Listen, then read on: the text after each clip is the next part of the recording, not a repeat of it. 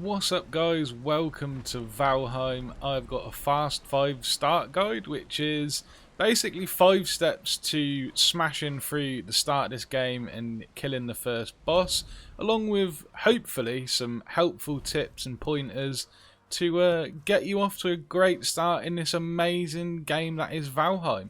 And don't forget to click that red stone that Hugin sat on at the start like I did when I was recording this, because that will mark the boss location for later on. But let's get into it.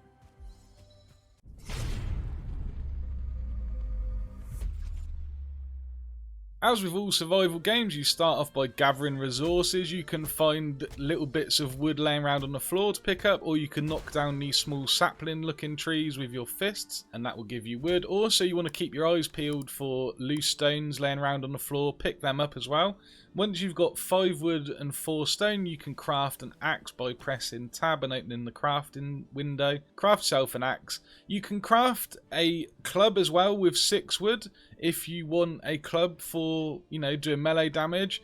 You can just use the axe though. The axe is just as good as the club, but to be honest, yeah, if you have an axe and a club, it saves the durability being lost on your axe all the time. But I just use the axe until I end up with a bow later on. And as you can see, it's pretty good for damaging the creatures early in the game. Also, you want to make sure you pick up all the berries you can find. You're going to want loads of berries. If you can find mushrooms, you want to pick up mushrooms as well. And obviously by killing animals like deer and boar, you'll manage to gather meat and then you can cook that up and you will have berries, mushrooms and meat to cover your hunger needs. And as long as you're eating and keeping your hunger meter full, this will regenerate your health. The more you've eaten, so if you've eaten everything you can, you will gain your health back at a quicker rate along with stamina. And also the better fed you stay and better rested you are as well, your stamina will regen faster too. When you're cutting down trees like I just was, make sure you're very careful as to where the tree is going to fall. It will do a lot of damage, and if it hits you, it might even just outright kill you at this point when your health's really low. Once the tree's down, it will turn into a log. You've got to split the log into 2 logs, and then you can split each log down into wood that you can then gather. While you are out gathering wood, collecting stone and crafting your axe, you want to keep your eyes peeled for deer and boar. When you find a deer or a boar, in particular a deer, because they're very jittery, they will run away when you get close to them, you want to use the sneak ability, which you do by pressing the left control. Make sure that you've got plenty of stamina because you don't want to get really close to the deer and then find you haven't got enough to swing your weapon. But get right up close, touch it if you want before you swing your weapon, and it will one-shot the deer if you successfully sneaked up on it using essentially a passive backstab ability which you gain from using sneak. Also, from killing deer you will get the deer trophy or deer antlers, which you use to summon the first boss. So make sure you are killing deer when you find them. Again, sneak up right up to them, touch them before you swing that axe, and you should one-shot them even with an axe or any melee weapon essentially. The other animal we're going to need to kill is the boar. The boar will give us leather scraps which we can use to make our leather armor. Again, sneak up on them, you'll be able to one-shot them. That one had a star, so it's a little bit tougher, so it did require 2 shots, or I believe that's what the star means anyway. Whenever there's a star, I seem to not always get the one shot on them. But the boars are aggressive, so if you get too close they will charge you, so the sneak ability is still useful with them, but also, you don't have to sneak because they won't run away. But yeah, it just makes them easier to kill. You just one-shot them most of the time. They are aggressive, like I said. They don't do loads of damage, but if you're on low health, there's a good chance they will kill you. I had to knock this over to see what I'd get from it. I'd not seen one before. But back to the boar. Yeah, so definitely be hunting boar and deer. Whenever you see them, just kill them, collect the meat, collect the scraps, collect the hide, and yeah, you will be using plenty of it going forward, so don't miss the opportunity.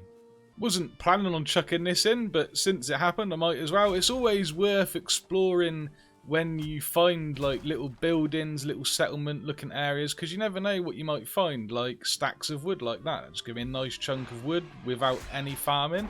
So it's always good, and also you might find chests and things like that with some goodies inside. So always have a look about. It's always worth checking these kind of places out.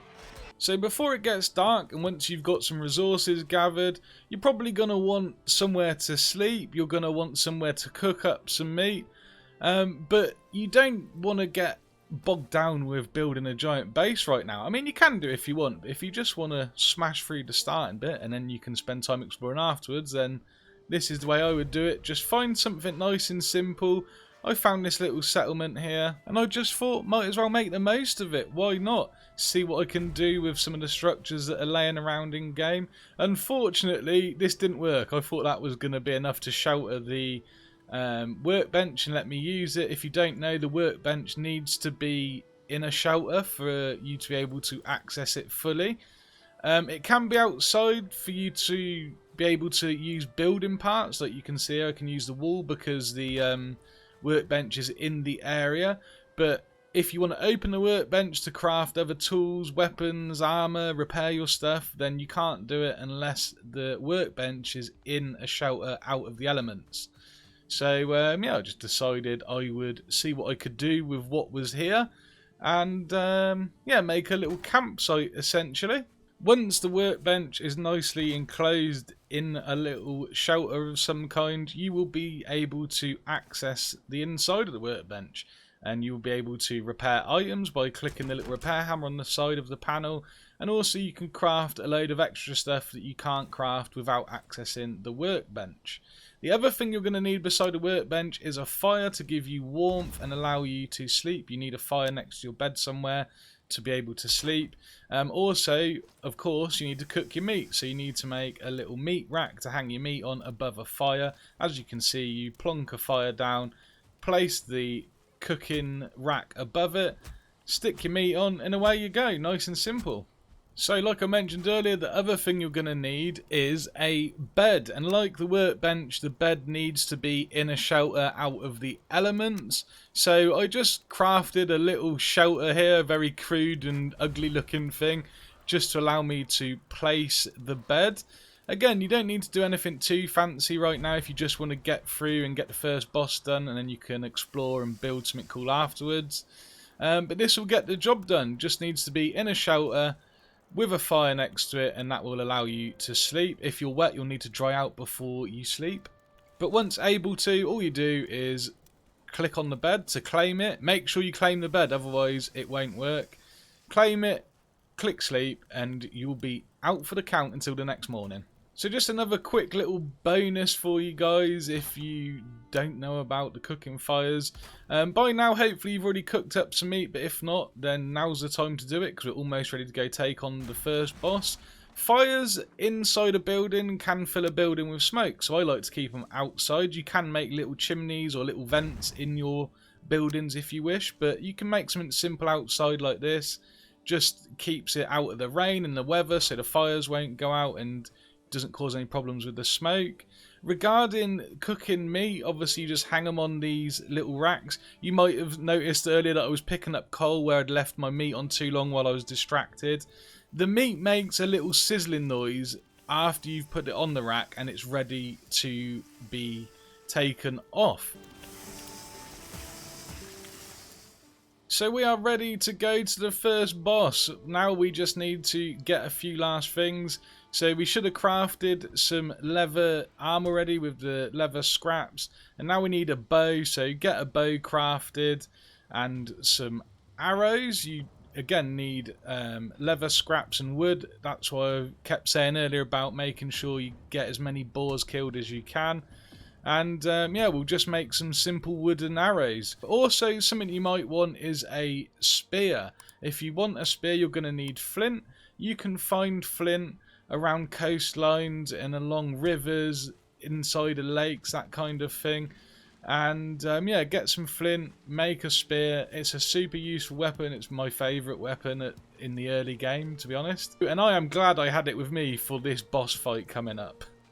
If you didn't already at the start of the game, go back to the stone circle and press the little rock with the red markings on it, and that will mark the location of Eikthyr, the first boss we need to kill. when you get to the summoning stone, just have a little look around, kill any creatures near it, just to, you know, make things easier on yourself. You will find Hugin sat on the summoning rock, or the sacrifice rock. Speak to him, and then put your deer antlers, your deer trophy, on your action bar. Press the key on your action bar to place the antlers onto the altar, and Eikthyr will be summoned, the first boss in Valheim. I really enjoyed this fight. All you need to do is stay away from him, use your bow to kite him, e.g., you know, shoot and move, stay away from him. Move around the obstacles, the rocks, the trees, that kind of thing, and just keep your distance. Otherwise, he will hit you like that, and it does hurt. It all adds up after a little while. He has 3 attacks. We will see him in this video. And that was one of them, his big AoE. He does like a forked lightning attack, which is more of a frontal direct attack with quite a long range on it. And then he has his normal sort of melee attack, where he just swings his head and hits you with his antlers.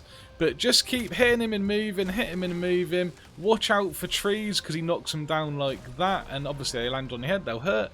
So just be wary of that, and keep your eyes peeled for other creatures coming in. And as you can see, if you're down below where he is, if you're like not on the same level as ground as him, or if you're behind a rock, the AoE damage doesn't hit you. But just keep moving out of range whenever you're getting close to him. You'll see now all of his attacks in a row.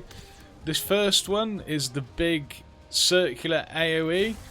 And this next one is like a frontal strike. It just goes in a straight line like forked lightning towards you. You can like just move to one side. Obviously that clipped me, but you can move to one side.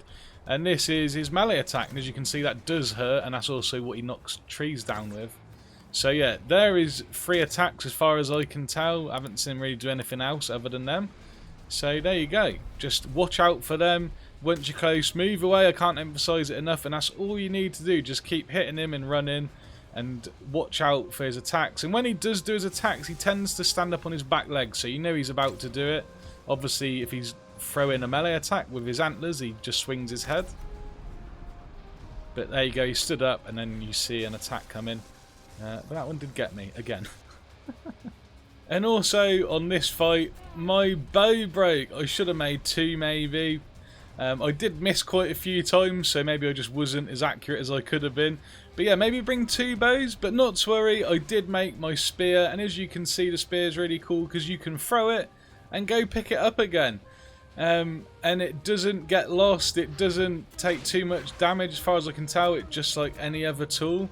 And if you're feeling really brave, you can jab him with the spear if you fancy getting in close with him and you're feeling confident, which is how I managed to finish him off just there. Now all we've got to do is collect Eikthyrs head, take it to the ring of stones at the start, and place the head on the corresponding stone for Eikthyr, and that will give us a special power.